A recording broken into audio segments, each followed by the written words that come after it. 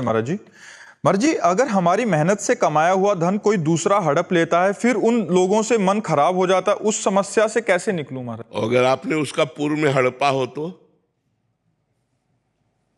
आज तो मेहनत की कमाई तुमने देखा कि उसने हड़प लिया और कल तुमने उसकी मेहनत की कमाई हड़पी हो, आज वो अपनी बेईमानी का बदला ले रहा हो, तो तुम्हें विवेक लगाकर बच जाना चाहिए ना। निपट गए, आपको सोचना चाहिए निपट गए, उसे वैर क्यों कर रहे हो?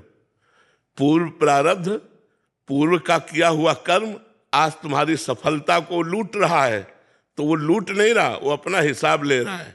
वो अपना हिसाब, वो तुम्हारा पुत्र बनकर, तुम्हारा मित्र बनकर के, तुम्हारा रिश्तेदार बनकर, तुम्हारा सहयोगी बनकर वो तुम्हारे साथ ऐसा कार्य करेगा जिससे तुम्हारी हानि होगी। इसलिए हानि होगी क्योंकि तुमने हानि की थी, वो अपनी हानि का बदला ले रहा है। वैसे उसकी बुद्धि हो जाएगी, वैसे वो कार्य करेगा। तो हमको ये समझना चाहिए जब हमारे साथ बेईमानी हो कि मैंने किसी की बेईमानी की थी, मेरा हिसाब बराबर हो गया, राधा राधा, अब मुझे आगे चलना चाहिए। इससे द्वेष नहीं करना चाहिए, नहीं तो नया कर्म बन जाएगा। अगर उससे द्वेष की, नफरत की, लड़ाई की तो नया कर्म बन गया और आपको भोगना पड़ेगा। इसलिए मुझे नया कर्म नहीं करना। राधे श्याम, तुम्हारा हिस्सा जितना था तुम ले गए, अब ठीक है। अगर हमारा है तो उसे कोई नहीं ले जाएगा। और किसी का कर्जा नहीं रखना चाहिए। अगर अपनी जानकारी में किसी का कर्जा हो तो किसी का कर्जा नहीं रखना चाहिए। तो हमें किसी की बेईमानी नहीं करनी, लेकिन कोई हमारी बेईमानी कर लेता है तो कबीरा खुद को ठगाइए, जा खाओ जाके। तुम्हारा कुछ हम लिया होगा तो तुमने हमारा ले लिया, नहीं हमारी चीज पड़ी रहेगी, कोई उठा नहीं सकता, वो हमारे ही प्रयोग में आएगी। अभिषेक पांडे जी, गाजियाबाद। राधे राधे महाराज जी। महाराज जी, हमारी आध्यात्मिक परंपरा में कहा गया है कि गुरु शिष्य का चयन स्वयं करते हैं, पर यदि गुरु को प्राप्त करने की ऐसा नहीं है, मन में पैदा हो, केवल ऐसा ही नहीं है, एक पक्ष नहीं है, दोनों पक्ष है। कभी कभी संस्कारी पूर्व जन्म के भजन किए हुए शिष्य को गुरु पकड़ते हैं और कभी कभी शिष्य को गुरु की खोज करनी पड़ती है और गुरु के शरणागत होना। दोनों पक्ष है, एक पक्ष नहीं है कि गुरु ही शिष्य की खोज करता है। उसको क्या लेना देना है? वो आप्त काम महापुरुष है, उसको शिष्य की जरूरत क्या है? वो तो भगवत प्रेरित होकर के पूर्व साधना जिसकी भ्रष्ट हो गई है और वो जन्मा है, तो वो जाकर के उसको उठ चल। जैसे हमारे जन्म होने के समय, जब हमारा जन्म हुआ तो नैमिषारण्य के एक संत आए, हमारे पिताजी से पूछा चिलवा आया है क्या? तो उनका महाराज कोई संत तो आए नहीं। नहीं, बोले तुम्हारे घर में कुछ हुआ है क्या? बोले हाँ लड़का हुआ है। बोले हाँ चिलवा आया, हम समय आएगा तब निकाल लेंगे। तो पूर्व जन्म का हमारा जो भजन बचा है, हम उसे नहीं पूरा कर पाए तो गुरु आके खोज लेता है और वो वहां से निकाल देता है। नहीं तो प्रायः शिष्य को ही गुरु की खोज करनी पड़ती है। गुरु आप्त काम होते हैं, उनको किसी की जरूरत होती नहीं है। वो पूर्ण काम होते हैं, उनको शिष्य की क्या जरूरत होती है? आप प्रश्न कीजिए। महाराज जी, आप कह रहे हैं कि प्रमाणिक गुरु का चयन करते समय किन किन बातों का ध्यान रखना चाहिए आगे? देखो, पहली बात तो ये है कि अध्यात्म है। अध्यात्म चिदानंद होता है और हम गुण और दोष प्राकृतिक देखते हैं। प्राकृतिक गुण दोषों से गुरु की पहचान नहीं हो सकती, क्योंकि प्राकृतिक गुण का नाटक तो एक फिल्म में भी करने वाला जो साधु का रोल करता है वो सम्यक रोल करता है। तो अगर गुण हम देखेंगे तो सम्यक नाटक कर रहा होगा तो उस पाखंडी है, लेकिन वो रोल पूरा सम्यक साधु का कर रहा है। तो आप लक्षण मिलाएंगे, आपको मिल जाएंगे, लेकिन वो साधु है नहीं, वो तो रोल कर रहा है साधु का। तो बाहरी गुणों से हम साधुता को नहीं पहचान सकते। उसे कुछ लक्षण बाहरी वर्णन किए गए हैं। तितिक्षुवा, जो महान सहनशील हो, गर्मी सर्दी बरसात, लाभ हानि मान अपमान दुख सुख सबको सहने वाला हो। कारुणिका, उस सब पर करुणा करने वाला हो, उसका स्वभाव सब पर दया करना हो। सर्वभूत हिते रताहा, वो समस्त भूतों में हित की भावना रखता हो और स्वयं भगवान के चरणारविंद की भक्ति से युक्त, और जो उसके सामने पहुंच जाए उसको पहुंचते ही शांति, एक ऐसा अपनापन लगे कि इनको मैंने देखा पहली बार, लेकिन लग रहा है ये मेरे अपने हैं, और उनके वचनों से हमारा अध्यात्म जागृत हो जाए, यही कोई बाहरी लक्षण है। बकाया आंतरिक लक्षणों को तो पहचाना ही नहीं जा सकता। जैसे निर्मोह, अब मोह रहित होकर के करुणा करना है, यही महापुरुषों में होता है। वो प्यार का नाटक करते हैं, सबसे प्यार का नाटक करते हैं, लेकिन उनका किसी से प्यार नहीं होता, एकमात्र परमात्मा से प्यार होता है। वो परमात्मा में अपने चित्त को रखते हैं। कारुणिकाहा, करुणा करनी है, लेकिन निर्ममो निरहंकारा, करुणा करते हुए ममता और अहंकार ना आने पावे। वो सिद्ध महापुरुष निर्मोह होते हैं, वो सिद्ध महापुरुष निर्माण होते हैं। वो सिद्ध महापुरुष का किसी का संग उनके ऊपर रंग नहीं ला सकता, चाहे जितना कोई भोग सामग्री भोगी वस्तुएं हो, उनका चित्त कभी चलायमान नहीं हो सकता। वो जित संग दोषा, निरंतर आत्मस्वरूप में स्थित रहते हैं, द्वंद्वों पर विजय प्राप्त किए होते हैं, सुख दुख में समान भाव रखते हैं। ऐसे महापुरुष भगवत प्राप्त होते हैं। ऐसे भगवत प्राप्त महापुरुषों को गुरु बनाना चाहिए। पर हम नहीं जानते कि वो रोल कर रहे हैं या वास्तविक है। भगवान तो जानते हैं ना, तो हमें सर्वप्रथम भगवान को गुरु बनाना चाहिए कि भगवान श्री कृष्ण ही हमारे गुरु हैं, और फिर उनसे प्रार्थना करें कि यदि आपको प्रगट रूप में गुरु देने की आवश्यकता है तो आप हमें पहुंचा दो या उनसे मिला दो, उनको हमारे पास पहुंचा दो या हम उनके पास पहुंच जाएं। तो भगवान जहां जोड़ेंगे वो सही जोड़ेंगे। हम किसी के प्रवचन से प्रभावित होकर, किसी की महिमा से प्रभावित होकर, तो पूर्व जन्म के पुण्यों से भी होता है। तो अब बहुत लोग सलाम कर रहे हैं, उनको सलूट कर रहे हैं, नमस्कार कर रहे हैं, तो बहुत लोगों का नमस्कार करना कोई साधुता का लक्षण नहीं।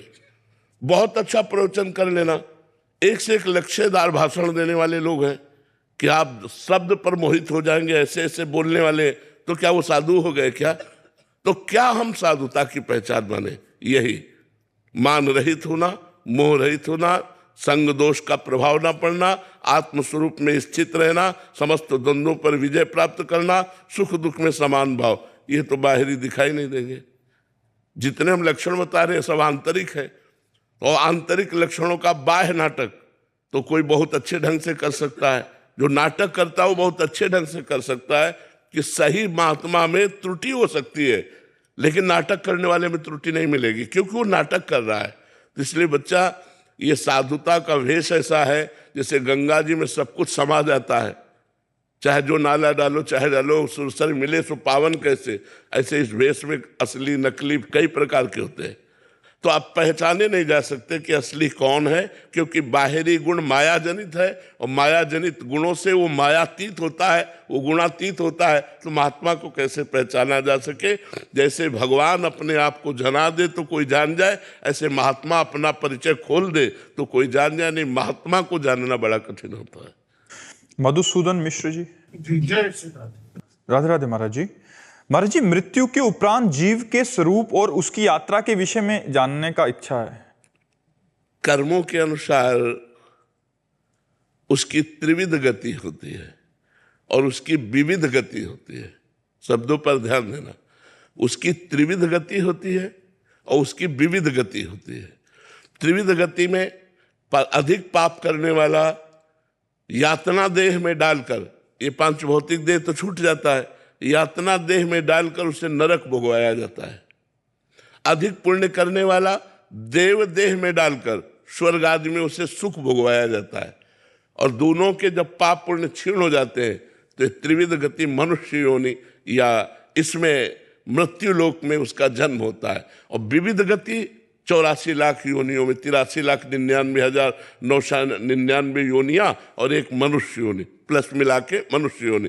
तो त्रिविध गतियां और विविध गतियां ये साधारण होती रहती है। असाधारण वो है जो भगवान का भजन करके तीनों गुणों को परास्त करके काम क्रोध लोभ मोह मत को जीत कर वो भगवान के धाम को जाता है। राम उपासक हुआ तो साकेतपुरी को जाता है, शिव उपासक हुआ तो कैलाशपुरी को जाता है, कृष्ण उपासक हुआ तो गोलोक धाम को जाता है, प्रिया प्रीतम को उपासक हुआ तो वृंदावन धाम को प्राप्त होता है। ये उसकी जीव की गतियां होती हैं। अब कौन से कर्म के अनुसार वो सुअर कुत्ता बनता है, ये अलग अलग विभाग उसके, वो ये न्यायाधीश यमराज के पास है वो लिस्ट, वो हमारे पास नहीं है जी।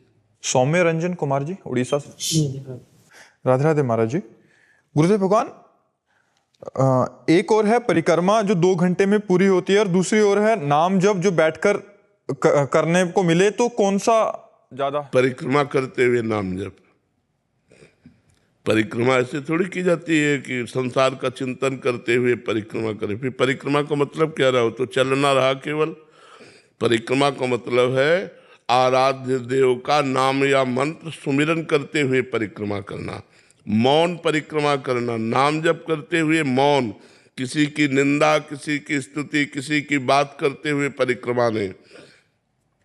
परिक्रमा करते हुए अपने आराध्य देव के तरफ लघु शंका न करें। जैसे हम वृंदावन की परिक्रमा कर रहे हैं तो हमारे दाहिनी तरफ आराध्य देव वृंदावन है, तो हम बाईं तरफ लघु शंका करें।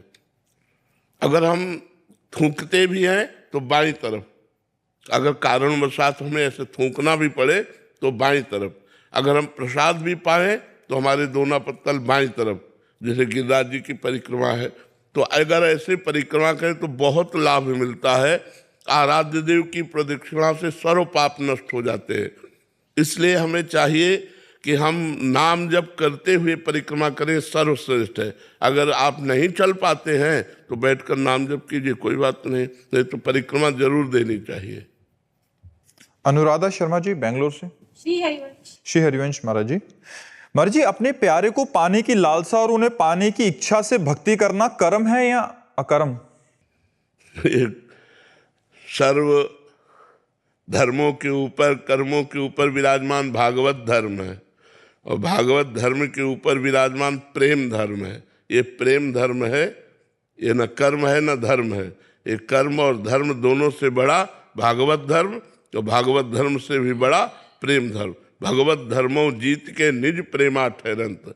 अपने प्यारे से मिलने के लिए ये प्रेम धर्म स्वीकार किया जाता है। लेकिन कौन चाहता है प्यारे से मिलना? बहुत कठिन बात है। संसार का प्यार मिटा पाना बहुत कठिन बात है। संसार का प्यार हटा पाना बहुत कठिन बात है। जो संसार का प्यार हटा देता है वही भगवान से प्यार कर सकता है, सब कोई नहीं कर सकता। जो माँ से, पिता से, भाई से, बंधु से, रिश्ते नातेदारों से, संपूर्ण संसार से अपने प्यार को हटाकर और गोविंद में लगा दिया, वही गोविंद का प्रेमी होता है। भगवान का आशिक ऐसा नहीं होता।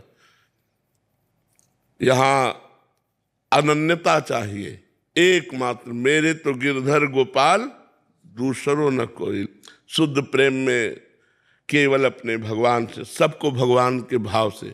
मान लो गृहस्थी भी है तो अपने माता पिता, भाई बंधु, परिवार में सबको भगवान देखकर पूजा कर रहा है तो और प्यार बढ़ा। लेकिन ममता नहीं है, वो भगवत भाव से है और अपने भगवान के ही भाव में निरंतर जो निमग्न रहता है, फिर उसके अंदर एक व्याकुलता पैदा होती है कि इतने दिन हो गए आज तक मैंने भगवान को देखा नहीं। दरस बिन दुखन लागे नैन, जब से तुम बिछुरे प्यारे कबहु न पायो चैन। अब वो व्याकुलता उसकी विरह बन जाती है और विरह में फिर रोता है, तड़पता है, भगवान को पुकारता है।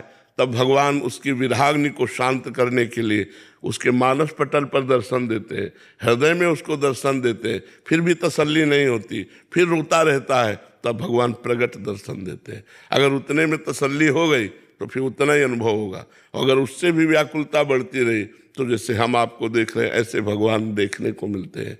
भगवान है, भगवान कोई आश्चर्यमयी ऐसी बात नहीं है कि नहीं है। कोई कण ऐसा नहीं जहाँ भगवान ना हो। बस आश्चर्य यही कि माया का पर्दा कर लगा करके हैं। अगर पर्दा हटा दे तो केवल भगवान ही, दूसरा कोई है ही नहीं। किशन जी उज्जैन से। श्री हरिवंश महाराज जी। महाराज जी, मैं जजमान के लिए जप, कर्म कांड इत्यादि करता हूं। अगर मैं आपके द्वारा निर्दिष्ट नित्य पाठ और नाम जप करता हूं तब भी मुझे संध्या करना आवश्यक है? अगर आप दीक्षित हैं तो नहीं, अगर दीक्षित नहीं है तो हाँ। क्योंकि दीक्षा जब हम निकुंज की ले लेते हैं तो जिस समय संध्या होती है उस समय हमारी संध्या आरती होती ठाकुर की, उस समय संध्या बंदन होता है। जिस समय मंगला प्रभात होती है उस समय मंगला आरती होती ठाकुर जी की, मंगला प्रभात उनका उत्थापन होता है। हमारे पास समय नहीं है, संध्या करने का समय नहीं। और संध्या जिनकी होती है उन्हीं की तो हम आराधना कर रहे हैं, तो फिर हमारे यहाँ उसका लोप हो जाता है। लेकिन जब तक दीक्षा न ले तब तक संध्या करता रहे, तब तक उसे न त्रिकाल संध्या तो 2 काल की संध्या तो करनी चाहिए, प्रातः और सायं 2 काल की संध्या करनी दीक्षा चाहिए। के बाद भी मैं जो कार्य कर रहा हूँ वो करता रहूंगा तो उससे कर्म कांड। हाँ, कर्म करना बिल्कुल ब्राह्मण का वही कर्तव्य है। अध्ययन करना, अध्ययन कराना, दान लेना, दान देना, यज्ञ करना, यज्ञ कराना, ये सत्कर्म ब्राह्मण के हैं। लेकिन जितना अनुष्ठान ले उसको जजमान जानता हो या न जानता हो, अपने को पूरा करना चाहिए, नहीं दोष लगता है। मान लो आपने रुद्राष्टाध्यायी के पाठ का अनुष्ठान लिया, अब वो तो जानता नहीं कितने रुद्राष्टाध्यायी कितनी देर में होती है, आप आधा घंटा में निपटा दिए और जजमान से पूरा पैसा लिए, वो आपके लिए अपराध बन गया और वो आपको दुख देगा। जजमान जाने या न जाने, जो अनुष्ठान ले उसे पूरा करे फिर दक्षिणा ले तो वो ठीक रहता है। पहले के ब्रह्म ऋषि, आजकल लोग जैसे नहीं कहे अरे निपटाओ जल्दी निपटाओ, ऐसा जल्दी निपटाओ तो हम तुम्हारा काम नहीं करेंगे, हम करेंगे तो अनुष्ठान पूरा करेंगे, आपको करवाना है तो करवाइए, नहीं तो ना करवाइए। जल्दी है कोई खिलवाड़ थोड़ी, शास्त्रीय विधान। और इसीलिए आजकल कोई शास्त्रीय विधान मानता कहाँ है। अब कहाँ girlfriend boyfriend live in relation, इसमें शास्त्रीय विधान कहाँ काम करेगा। शास्त्रीय विधान तो पवित्र जीवन में काम करता है, अपवित्र जीवन में कौन मान